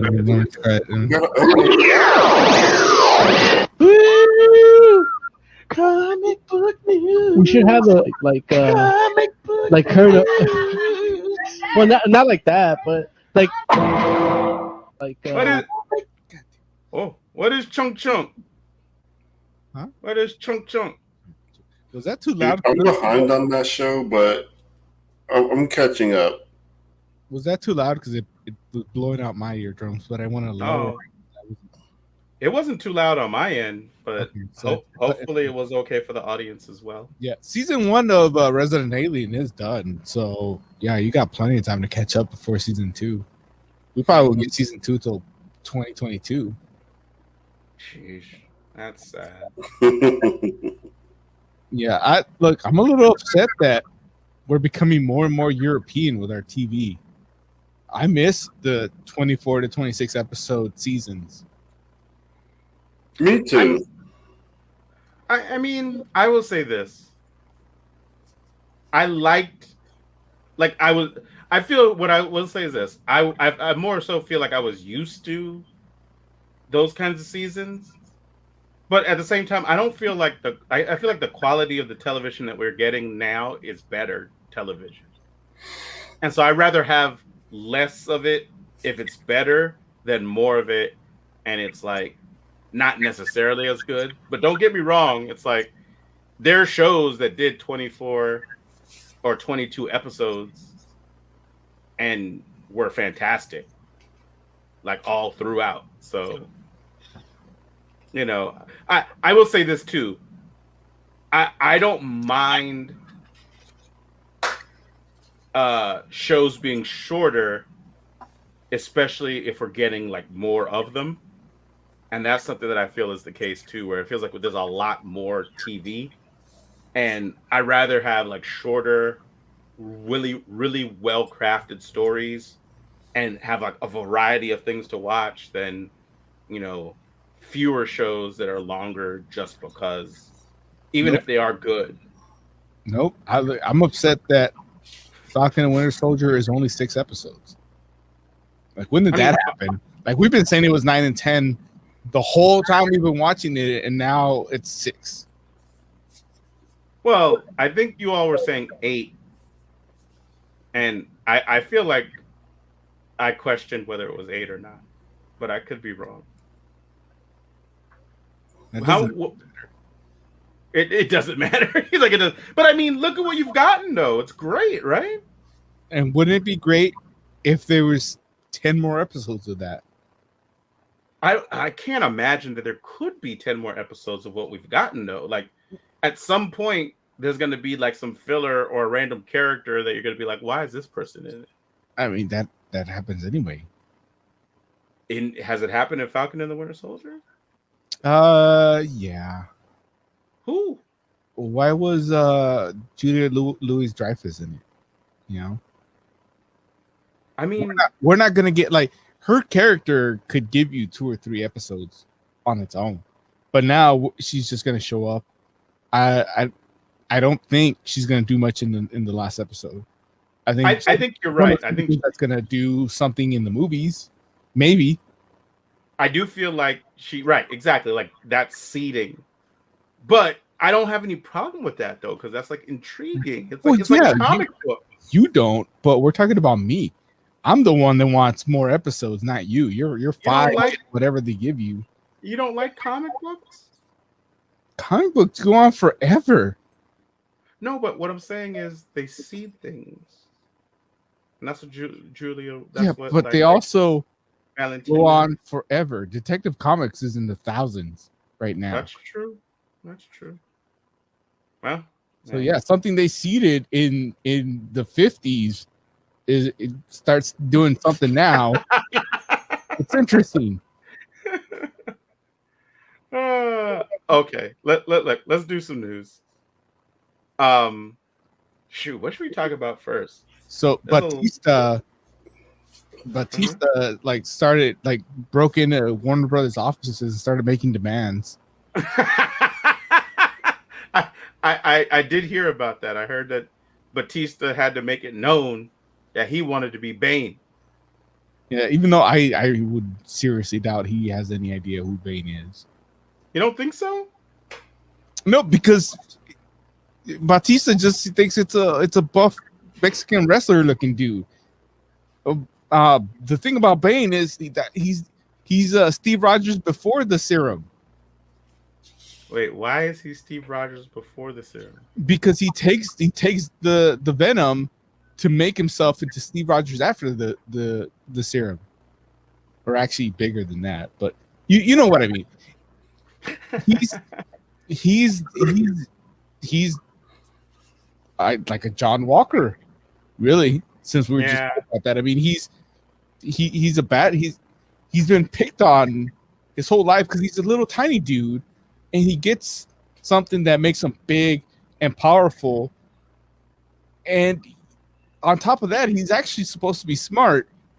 Yeah, he's a complicated character, and I don't think Batista knows that. It knows any of that.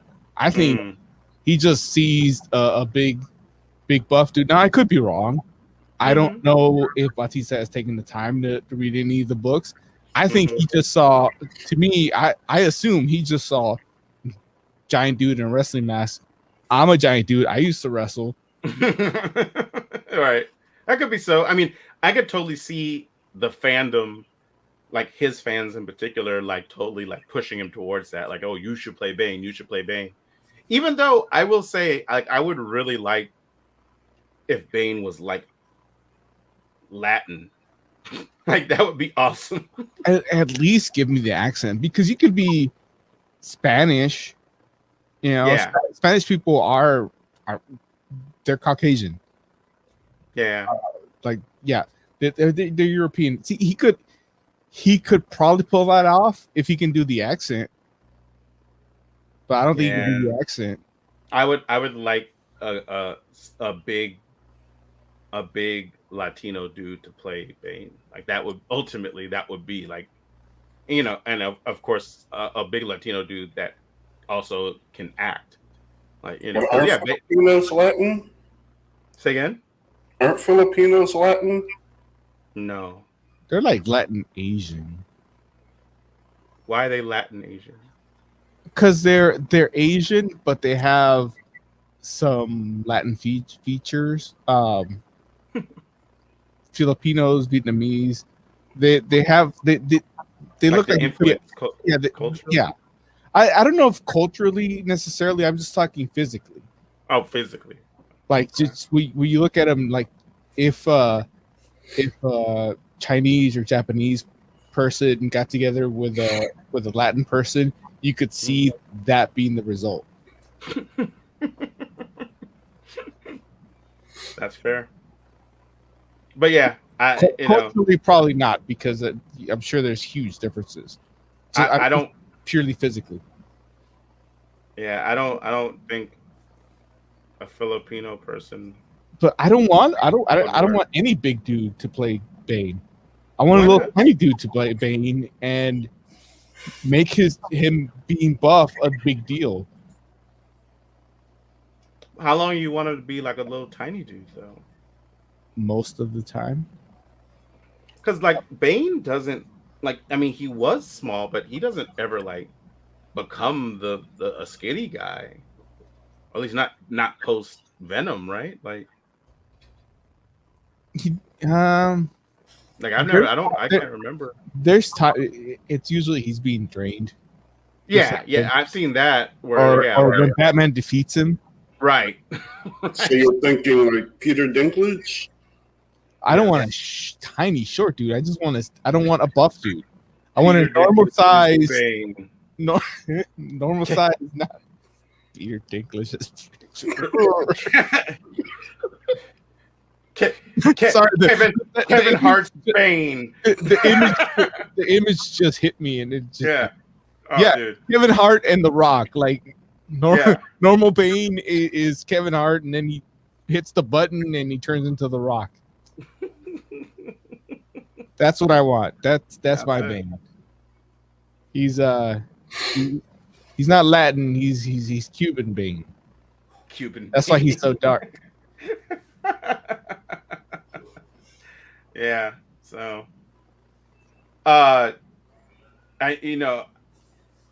ironically enough, we were talking about Falcon and Winter Soldier, and I don't know if you all saw the news about Ed Brubaker, and he was doing interviews, basically talking about how bad he feels when he sees the. Yeah, that was dumb. The promos for the Falcon and the Winter Soldier TV show, because he's like, the publishing arm of Marvel's not doing him right in regards to those characters, he feels. Why do you think that's dumb, Oz? I think Brubaker is full of crap. Because how so? I didn't see him giving any credit to Kirby or Simon. Was it Simon? I think it was Simon. For creating Bucky? Yeah, he didn't create Bucky. Now, he did a great story for Bucky, but what made his story of his Winter Soldier story great was what Kirby and Simon set up with the original Bucky storyline of being that Robin to the Captain America's Batman, that sidekick, the friend. They set up, like, if that wasn't there, I don't think the Winter Soldier story would have had as great an impact. Well, no, I mean, 100% that's the truth, but you don't feel like Ed Brubaker gave any credit to the original creators of Bucky when he did that story? Not in, the story you linked and the quotes that I read from him, I didn't really see him even say Kirby or Simon. Like, it was all about his story that he wrote, and they offered me money, but it wasn't enough. It's like, you know what? You didn't create the characters. You wrote a story. Well, he created the Winter Soldier. That's debatable. I mean, it's not. It's like the Winter Soldier wouldn't have been as impactful of a story if the pioneers ahead of him hadn't created Bucky Barnes in the first place.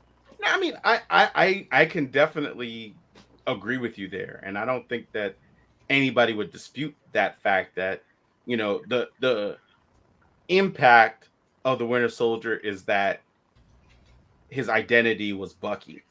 But I mean, that's an idea that Ed Brubaker had, and it's like, I don't like. He can definitely, he definitely should, and I'm sure did, give credit where credit's due to the people that created Bucky. Not an article you sent us. If there's another article, why does he have to? Why does he have to do it? I'm hard pressed to even believe that Brubaker knows who Kirby is. Oh, you know what? Okay, okay, that's fair. And Brubaker's like, Jack who? Jack. It's like Kirby. Oh, he's a little puffball that eats stuff. Yeah, I know. But yeah, man, I think he just basically saying like, you know, they like Marvel Publishing did me dirty in regards to just, you know, giving me the credit and the and I guess the what I'm due financially in regards to Falcon and Winter Soldier, and said that I'm sorry, not Falcon and Winter Soldier, but the creation of the Winter Soldier, and, you know, using basically his story as a jumping off point for the Captain America sequel. Here's my biggest problem with this. Mm-hmm. Is that Marvel or somebody offered him money, and to him, I guess he says he considered it an insult, whatever the number was. Mm-hmm. I want to know what the number was that he considered an insult. What number would make him happy? Mm-hmm. And aside from that, the number that would make him happy because of how much money the movie made. But if the movie bombed, he wasn't going to put up his money, but he expects extra money because it didn't bomb, even though he didn't put up any money to make it to have it get done. It's like he's just expecting money for essentially nothing. I mean, he was offered. They offered him something. It's not nothing. It's the idea. I mean, it's kind of like with Nightwing, where it's like he wasn't created by the people that created Robin. It was a different team. So if you do Robin, you credit one team, and if you do Nightwing, you credit the other team, right? No, that's still. So Bill Finger and Bob Kane created Nightwing. Yes, that's what they birthed him, and then society turned him into Nightwing. Yeah, by society, you mean George Perez and Marv Wolfman? Sure. I mean, wait. So does Jurgens get credit for Rick Grayson then? Yes. Yes. Oh, even though you have no idea what I'm talking about. All right. No, that's the when Dick lost his memory, right? Yeah. And that was his alias. 2 months ago. I mean, it wasn't 2 months ago, right? It was longer than that, wasn't it? He got his memories back right before Future State. No, geez. Which was only like 2 months. Yeah. Yeah. Some of those were just two issue books. Yeah. Oh, I'm so pissed off. We'll talk about something else. Yeah. But you know, I like when Brubaker's like, hey, I made more money off of my cameo in the movie than I did anything from, you know, like the movie itself. I'm like, that's kind of unfortunate. Like that you shouldn't like it shouldn't be that way. And here's the thing. I think he would not be saying anything if they were like, okay, well, we can't take care of you financially, but we're going to take care of you in every other way. Like, this dude couldn't get into the premiere. And I'm like, that's messed up. Like, if you created a character and the whole thing centers around the character you created, and you're like, well, I want to go to the movie. It's like, they should let you into the premiere. It's like, it's not a hard thing. It's a seat. They're probably not all filled up because it's not like it's a thing where you're like, oh, well, I mean, don't get me wrong. A lot of people want to go, but here's the thing. You make sure the people that this movie couldn't happen without are there. And it turns out, even though they don't want to admit it, this movie would not be happening if it wasn't for him, because he's the dude that had the idea that the entire thing's based on. So you make sure he has a seat. And you know what? You make sure he can bring one other person if he wants to, too. But these fools are like, yeah, you know, these they like he said he had to text Sebastian Stan to get him in. I'm like, that's messed up. Like Marvel can't make sure that friggin' Ed Brubaker makes it into friggin' Captain America: The Winter Soldier premiere. That's not right. Like if he was being treated with respect other than money, we probably wouldn't hear nothing about it. But they're just disrespecting this fool all around. He's like, and they didn't pay me, goddamn. You know. So I don't know, man. I feel like there's like you treat people right, then they do right by you. But the whole story read like he wanted money. So if you saw something else in there, then he should get money. If I create something, I would like money. Yeah, he should get money too, especially if it's like if it's a friggin' multi-million-dollar movie. It's like, why shouldn't he get money? I think you should negotiate a better deal. Well, I mean, I guess you're right. Like, you know, here's the thing. It's one of these things where, you know, there's a reason why some of the top talent chooses not to work or chooses not to give their best ideas to the big two. And they save it for themselves and, you know, hope that people will read them and maybe something will come of it. So, you know.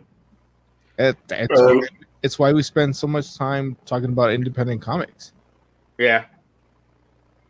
What are you going to say, Jay? In chat, Mm-hmm. Tiger Claw has a news story. Mm-hmm. There are pictures of the props being used for the CGI characters, and it shows Sonic, Tails, and Knuckles. Yeah, I heard about pictures, and like the Knuckles is like it's like Moe's size. You know, not quite human size, but no, it's too late. You said Mo is not quite human size. That's what I heard. Mo is not quite the size of a human. That is too funny. It's funnier that he didn't mean to say it. Like it's for like Mo size, not quite human size. Oh, that's too funny. I did mean to say it because he's not here. So,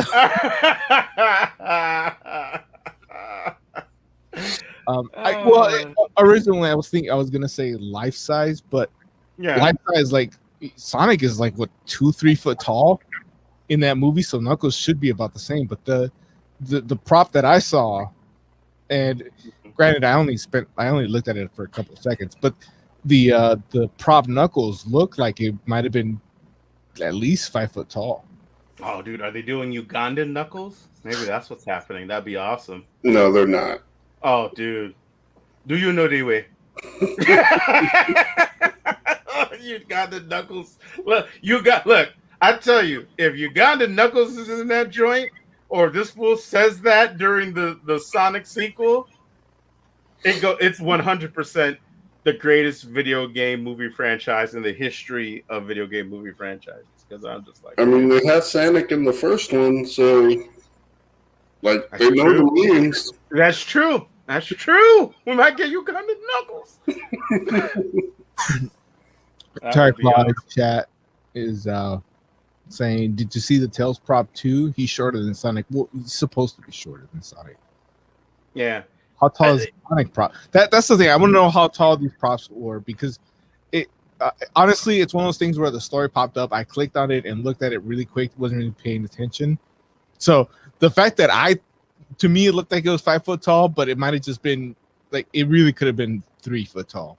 I wasn't paying that close attention. So if you guys saw the images, then I don't know how tall did they look?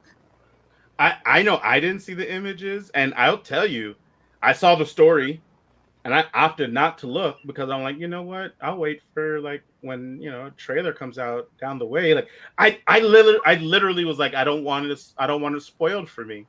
And I'm like, man, like how crazy is it that the Sonic the Hedgehog movie got me out here anticipating it? You know what I'm saying? I can't believe how good that movie ended up being. Like, it's insane. Like, yeah, good for them, man. They did their thing. But I'm like, no, I was like, I'll wait. I don't want to see early stuff. I'll wait for Should the I? trailer. So I should not pull it up and share the screen? Share it with the people. You go ahead. I mean, it doesn't spoil anything. You know, Knuckles is in it. You know, Tails is in it. Listen, I agree. I didn't know what it was going to be, though. Now that I know what it is, I'm probably like, okay, yeah, that doesn't sound like much of anything. However,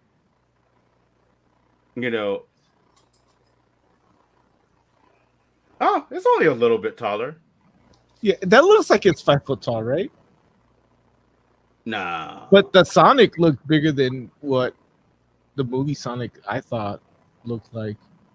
Maybe. Because assuming the guy holding the statues is average height, which right, between 5'8", maybe 6 foot tall, then that would put the Knuckles at about 5 foot, and the Sonic at 4.5, and poor Tails at 4.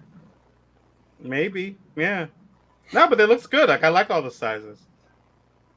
Okay. Yeah, cats look good. Did we talk about Shang-Chi already? No. Oh, you missed Tiger Claw's opening statement, Oz. I see. So again, Tiger Claw for us, since he wasn't here. Tiger Claw says, "What's up, Fantastic Forum? What y'all think of the trailer for Marvel's Mortal Kombat? I mean, Shang-Chi." It's funny that he called it Marvel's Mortal Kombat, because it's originally what Marvel's Enter the Dragon. I don't think that was the name of that book, right? No, that's not the name of the book. They put out the book. They created Shang-Chi in that storyline after Into the Dragon to capitalize on the Bruce popularity. Got you. Yeah. I mean, that's true. And yeah, definitely like on the whole kung fu craze and all that. So yeah, I definitely want to see Shang-Chi in the Legend of the 10 Bracelets. The 10 they're still rings. Even if okay, but they're not like finger rings. They're but it doesn't say finger rings. I know, but the original are finger rings. It's like stones and gems, No, it's not like stones and gems. And they're not even like different. They're not even different colors. They all look the same. Like I don't know how you know which one's which. Which I'm assuming they all work together in one or two different effects. I'm guessing not every ring does a different thing. I don't know. It's a good question. I'm still tripping off There's a toy.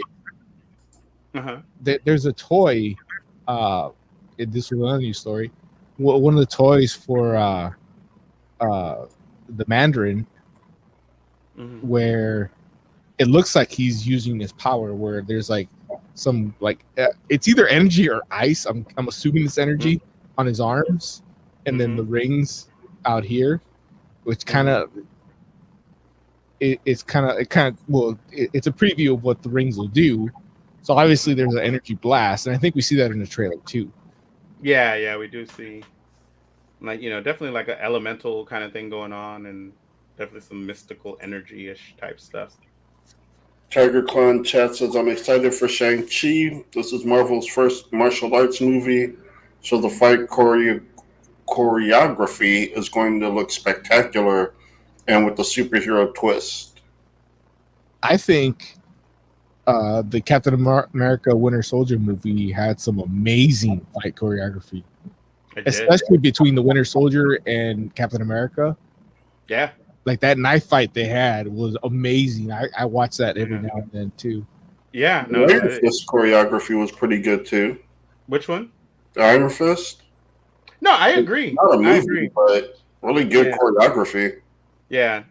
No, I think Iron Fist doesn't get the credit it deserves in that particular arena, but but this does look better, and it's ironic because Iron Fist was actually trending when the Shang-Chi trailer dropped, and it was trending because people were like, "Wow, look how much better this looks than Iron Fist." So I'm like, that's kind of sucky. Yeah, but this you is, know, this is a big blockbuster movie.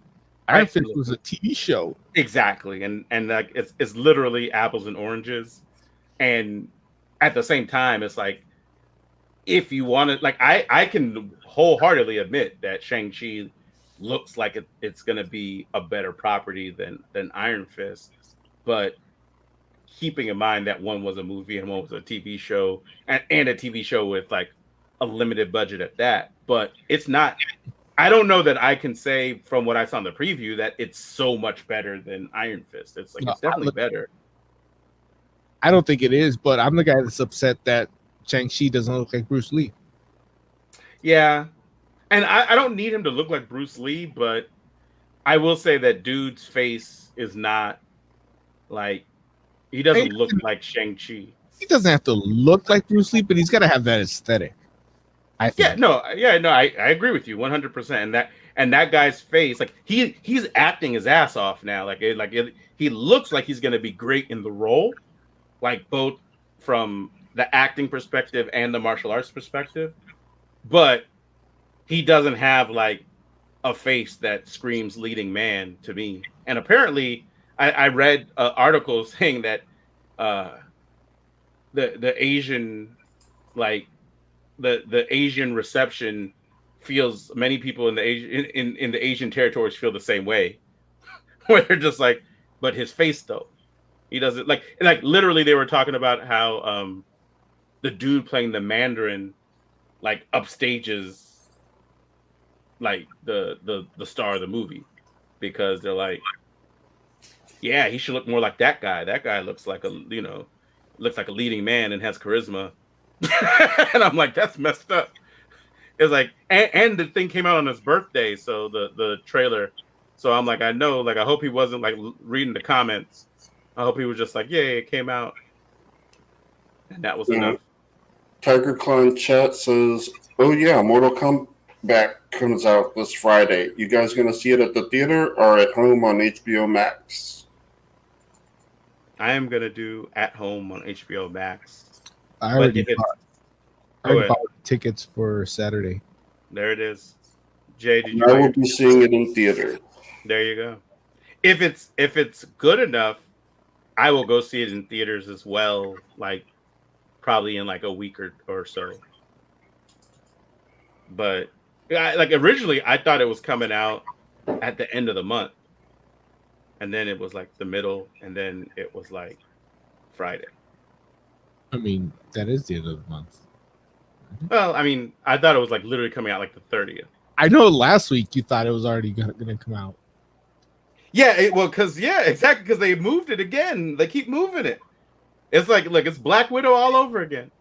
It's like you still think Black Widow's coming out, huh? At least they kept. Oh, don't do that! Don't do that! How dare you! But at least they kept it all in the same month, so you know. So it's about that time for us to start wrapping up with some final thoughts. Let's do it. Uh-oh. Hold on. It's coming. I felt like I should mention real quick, and I have to say all of this, but if you're interested, Marvel did announce the new X-Men team, like the first official X-Men team of the Krakoa era. It's a good team. It's like, the fan vote, they already like revealed like the fan vote. I was hoping they would hold on to it until the actual event, until the book came out, but Marvel doesn't ever do that. They always announce beforehand. So yeah, Polaris ended up winning the fan vote. Oh. Yeah. Okay. Yeah. But who knows? Hope it like there are a lot of people that are like there were a lot of different people rooting for all the other different folks. And there's a strong I was. Yeah. I know you were like Marrow. But there's like a whole group of people hoping that maybe the people that didn't make it on the fan vote somehow end up in a book together, which would be interesting because it's a motley crew. So we'll see. All right. Oscor, why don't you give me some final thoughts, buddy? Last week I talked about the last episode of Black Lightning. Well, I guess not the last episode now. The painkiller episode of Black Lightning. I'm definitely going to recommend people watch it because it's actually a backdoor pilot for a painkiller TV show. Huh. And I think for people who want would like a Blade like a TV show, like Blade like TV show, I think I want this guy to play Blade. I think he's that good, and the way this show is, he's basically Blade, but he's not fighting vampires. So I definitely recommend people go check out the painkiller episode of Black Lightning, and you guys should too, because I think you guys would enjoy it, especially as being Blade fans as you are. I don't know if you're Blade fans. I'm just saying. I like Blade enough. Yeah. Blade cool. Jay, final thoughts. So if you haven't yet, go out and watch Infinity Train. It's amazing. True. For the entire Fantastic Forum, thank you so much for hanging out with us. We do appreciate you. We'll be back next week. Yeah. Until then, go ahead. Follow us on social media. Like, subscribe if you're here on YouTube. Hit that bell notification too. Put some comments. We'd appreciate all that. Let us know what you like, what you don't like. We're the Fantastic Forum. We'll be back next week. See you then.